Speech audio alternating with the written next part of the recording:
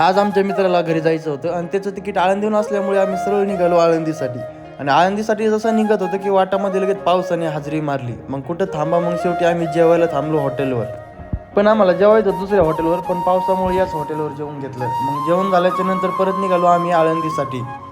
आणि जसं आम्ही जेवून निघलो होतो की लगेच आमच्या गाडीचं सुद्धा पेट्रोल संपलं. मग फायनली पेट्रोल घेऊन सरळ पोहोचलो आम्ही आळंदीमध्ये.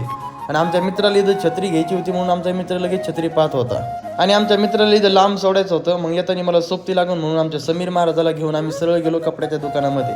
मग तिथं मित्र आमचा ड्रेस बघत होता आणि त्याला काय तिथं ड्रेस पसंत येत नव्हता. मग फायनली एक शर्ट आणि पॅन्ट घेतलं आणि घेतल्याच्या नंतर आम्ही सरळ निघालो त्याला नेऊन घालण्यासाठी.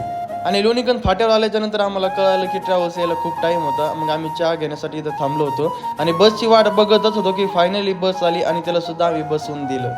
आणि बसून देताना आम्ही त्याचा व्हिडिओ काढत होता, तो काही मागं पाहत नव्हता. मग फायनली त्याने मागं बघितलं आणि त्याचा व्हिडिओ सुद्धा काढून घेतला. आणि आजचा ब्लॉग तुम्हाला मंडळी कसा वाटला हे कमेंट करून सुद्धा नक्की सांगा. आणि ज्यांनी फॉलो नसेल केलं त्यांनी फॉलो करून घ्या.